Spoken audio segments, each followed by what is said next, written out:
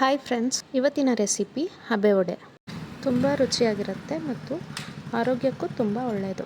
ಇದರಲ್ಲಿ ಹೆಚ್ಚು ಪ್ರೋಟೀನ್ ಮತ್ತು ಫೈಬರ್ ಇರೋದ್ರಿಂದ ವೆಯ್ಟ್ ಲಾಸ್ ಅಥವಾ ಫ್ಯಾಟ್ ಲಾಸಿಗೆ ಕೂಡ ಹೆಲ್ಪ್ ಮಾಡುತ್ತೆ. ಬನ್ನಿ ಹೇಗೆ ಮಾಡೋದು ಅಂತ ನೋಡೋಣ. ಮೊದಲಿಗೆ ಕಾಳುಗಳನ್ನೆಲ್ಲ ನೆನೆಸ್ಕೋಬೇಕು. ಒಂದು ಬೌಲಲ್ಲಿ ಹೆಸರುಬೇಳೆ, ಕಡಲೆಬೇಳೆ, ಮಸೂರ್ ದಾಲ್, ಉದ್ದಿನಬೇಳೆ ಮತ್ತು ತೊಗರಿಬೇಳೆ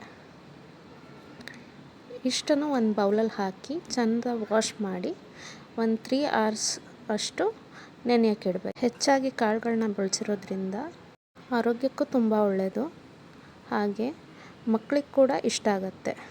ಸಂಜೆ ಹೊತ್ತು ಸ್ನ್ಯಾಕ್ಸಿಗಲ್ದಲ್ಲೇ ಬೆಳಗ್ಗೆ ಬ್ರೇಕ್ಫಾಸ್ಟಿಗೆ ಕೂಡ ನೀವು ಇದನ್ನ ಮಕ್ಕಳಿಗೆ ಕೊಡ್ಬೋದು. ಮಕ್ಕಳು ತುಂಬ ಇಷ್ಟಪಟ್ಕೊಂಡು ತಿಂತಾರೆ. ಈಗ ನಾನಿಲ್ಲಿ ಕಾಳುಗಳನ್ನೆಲ್ಲ ಚೆನ್ನಾಗಿ ವಾಶ್ ಮಾಡಿ ನೀರು ಹಾಕಿ ನೆನೆಯೋಕ್ಕೆ ಅಂತ ಇಡ್ತಿದ್ದೀನಿ. 3 hours ನೆನೆಸಿದ್ರೆ ಸಾಕು. ಅಷ್ಟರಲ್ಲಿ ಒಂದು ಪೌಡರ್ ರೆಡಿ ಮಾಡ್ಕೊಳ್ಳೋಣ. ಒಂದು ಚಿಕ್ಕ ಪೀಸ್ ಚಕ್ಕೆ, ಜೀರಿಗೆ, 1 ಸ್ಪೂನ್, ಅರ್ಧ ಸ್ಪೂನ್ ಮೆಣಸು, ಹಾಗೆ ಒಂದು 4ರಿಂದ 5 ಒಣಮೆಣಸಿನ್ಕಾಯಿ. ಖಾರ ಜಾಸ್ತಿ ಬೇಕು ಅಂದರೆ ನೀವು ಜಾಸ್ತಿ ಹಾಕೋಬೋದು.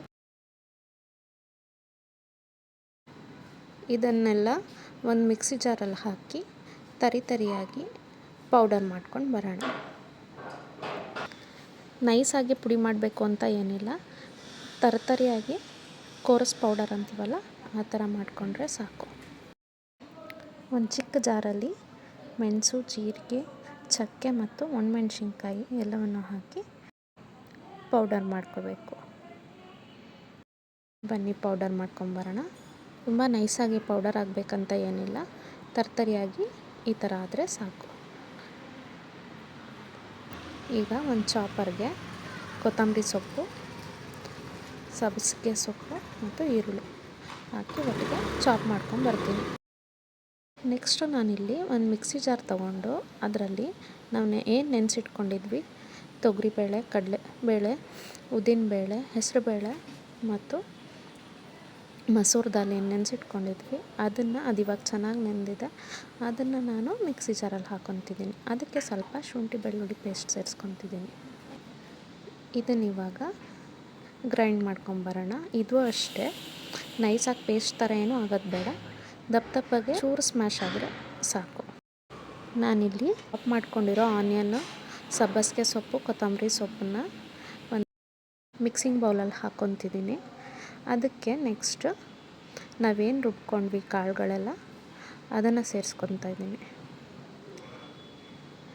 ಕಾಳುಗಳು ಸೇರಿಸ್ಕೊಂಡಾದ್ಮೇಲೆ ನಾವು ಪೌಡರ್ ಮಾಡಿ ಇಟ್ಕೊಂಡಿದ್ವಲ್ವ, ಆ ಪೌಡರ್ನ ಒಂದು 2 to 3 ಸ್ಪೂನ್ಸ್ ಹಾಕ್ಕೊಂಡ್ರೆ ಸಾಕು. 2 to 3 ಸ್ಪೂನ್ಸ್ ಹಾಕ್ಕೊಂಡು ಅದಕ್ಕೆ ಸಾಲ್ಟ್ ಹಾಕ್ಕೋಬೇಕು.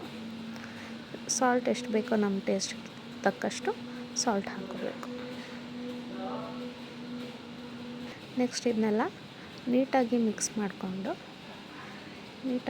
ಮಾಡಿ ಉಂಡೆ ಮಾಡಿಕೊಂಡು, ನಮ್ಗೆ ಯಾವ ಶೇಪಲ್ಲಿ ಬೇಕೋ ಉಂಡೆ ಆ ಥರ ಶೇಪಲ್ಲಿ ಉಂಡೆ ಮಾಡಿಕೊಂಡು ಒಂದು ಪ್ಲೇಟಲ್ಲಿ ಜೋಡಿಸ್ಕೊತಾ ಇದ್ದೀನಿ. ಎಲ್ಲ ನೀಟಾಗಿ ಒಂದು ಪ್ಲೇಟಲ್ಲಿ ಜೋಡಿಸ್ಕೊಂಡಾಗಾದ್ಮೇಲೆ ಇದನ್ನು ನಾವು ಸ್ಟೀಮ್ ಮಾಡಬೇಕು. ನಾನಿಲ್ಲಿ ನೆಕ್ಸ್ಟ್ ಇದನ್ನ ಸ್ಟೀಮರಲ್ಲಿ ಹಾಕ್ಕೊತಿದ್ದೀನಿ. ಇದನ್ನ ನೀವು ಸ್ಟೀಮರಲ್ಲೇ ಬೇಯಿಸ್ಕೋಬೇಕು ಅಂತ ಏನಿಲ್ಲ. ಇಡ್ಲಿ ಪಾತ್ರೆ ಇರುತ್ತಲ್ವ ಎಲ್ಲರ ಮನೆಯಲ್ಲೂ ನಾರ್ಮಲಾಗಿ, ಅದೇ ಇಡ್ಲಿ ಪಾತ್ರೆಯಲ್ಲಿ ಇಟ್ಕೊಂಡು ಕೂಡ ನೀವು ಆರಾಮಾಗಿ ಸ್ಟೀಮ್ ಮಾಡ್ಕೊಬೋದು. 10 to 15 minutes ಸ್ಟೀಮ್ ಮಾಡಿಟ್ರೆ ಹಬೆ ವಡೆ ರೆಡಿ ಆಗುತ್ತೆ.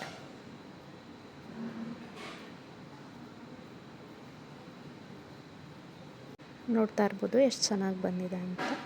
ಆರೋಗ್ಯಕ್ಕೂ ಒಳ್ಳೆಯದು, ರುಚಿಯಾಗೂ ಇರುತ್ತೆ. ನೀವು ಟ್ರೈ ಮಾಡಿ ಹೆಂಗಿತ್ತು ಅಂತ ಕಮೆಂಟ್ ಮಾಡಿ. ಹಾಗೆ ಯಾರ್ಯಾರು ನಮ್ಮ ಚಾನಲ್ನ ಸಬ್ಸ್ಕ್ರೈಬ್ ಮಾಡಿಲ್ಲ, ಪ್ಲೀಸ್ ಹೋಗಿ ಸಬ್ಸ್ಕ್ರೈಬ್ ಮಾಡಿ. ಇಷ್ಟ ಆದರೆ ಲೈಕ್, ಶೇರ್ ಆ್ಯಂಡ್ ಕಮೆಂಟ್ ಮಾಡಿ. Thank you.